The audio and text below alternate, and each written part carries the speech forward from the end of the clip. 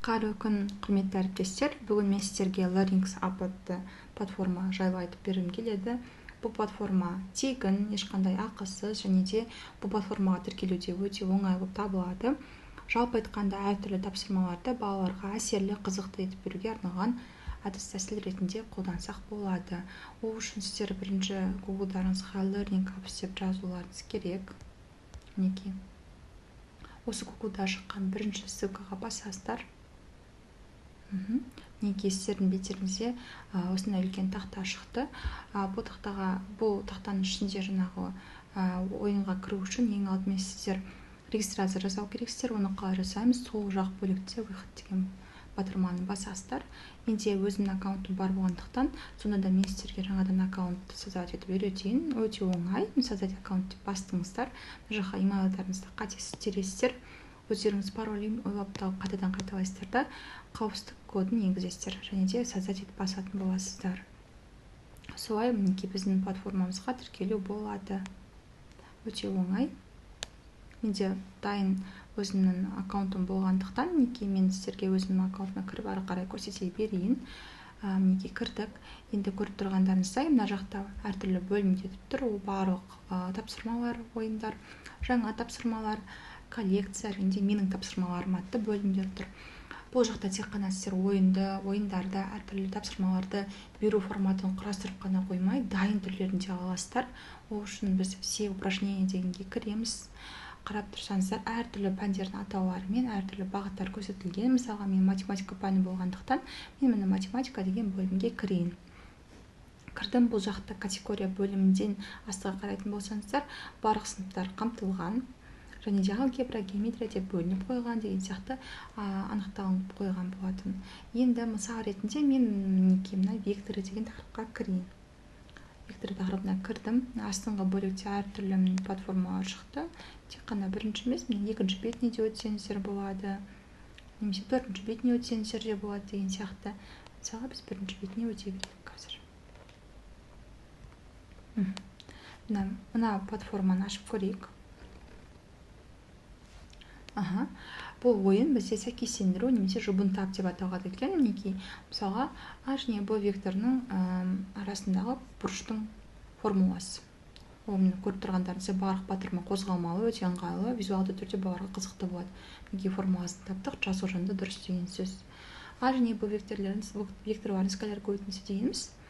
Олардың ұзындықтарының арасындағы бұрыштың көбейтіндісі деп белгілесек дұрыс болады. Яғни осылай барлығын тауып балаларға тақтаға шығару арқылы қызықтыра аласыздар.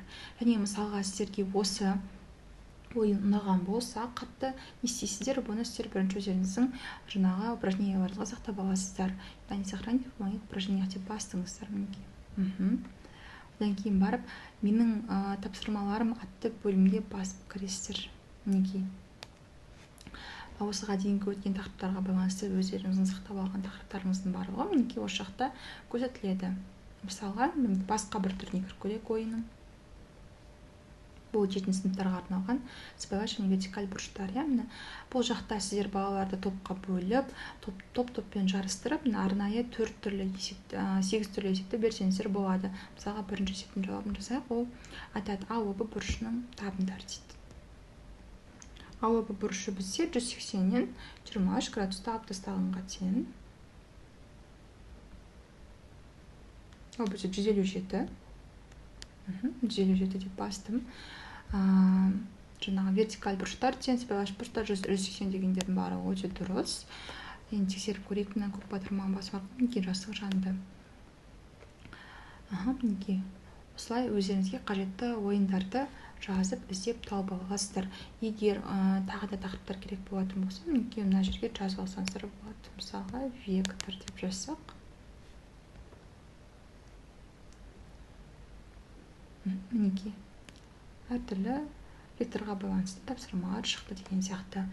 Енді тек қана тапсырмаларды ғана, дайын тапсырмаларды ғана алып қана қоймай, өзімізде жаңа тапсырма ұйымдастырсақ болады. Ол үшін новый упражнение бөліміне өтеміз. Бұл жақта бізде әртүрлі тапсырмалар түрлері көрсетілген. Яғни сіздер викторина құра аласыздар, жұбын тап ойынын ұйымдастыра аласыздар, бәйге ойынын ұйымдастыра аласыздар, пазл құрастыра аласыздар деген сияқты әртүрлі мысалы теорема, аксиома өткен кезде солардың бір сөздерін алып қойып, соны табуға деген тапсырмаларды беріп қойсаңыздар болады. Бұл тек қана математика пәні ғана емес, басқа пәндерде де қолдануға арналған өте ыңғайлы платформалар табылады. Жалпы мысалға міне бәйге ойынын ұйымдастыруды көрсетейік. Мінекей бірінші біз көріп алайық.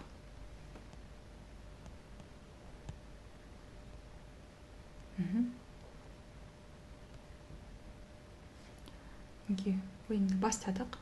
Енді бұл мысал болып шығып тұр. Қазір біз бұны өзгертеміз. Бірінші түрін көрсету үшін мен бірінші ойнап көрсетейін сіздерге. Міне мен біріншісін дұрыс бастым.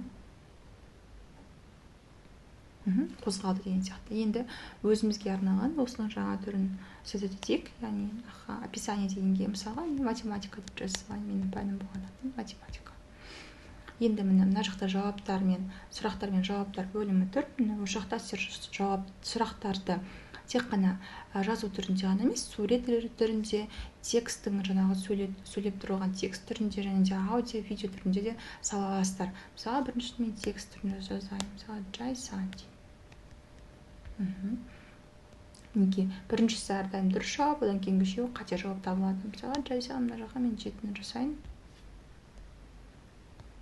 4-ті басайын. Бұл 8 болсын. Және 12 болсын. Басып шықтым.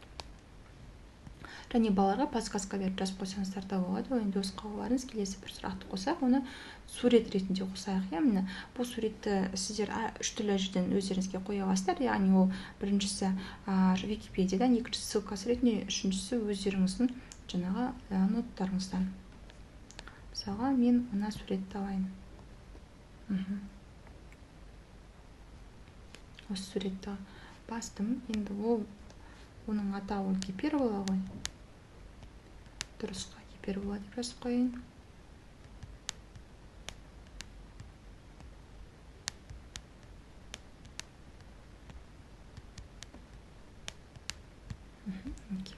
Мысал ретінде бастым. Және осы жақта сіздер жылдамдықты да өздеріңіз үнесеңіздер болады.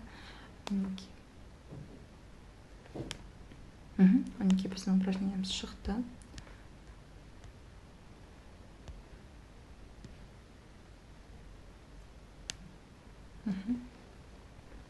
Бастадық.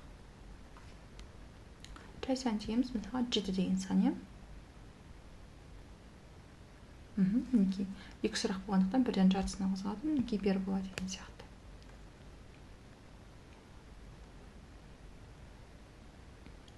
Мінекей осылай 7 деген сияқты.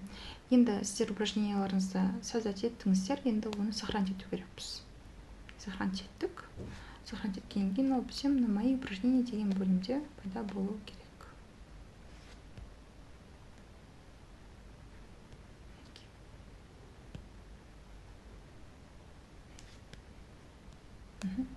Біздің упражнениялар.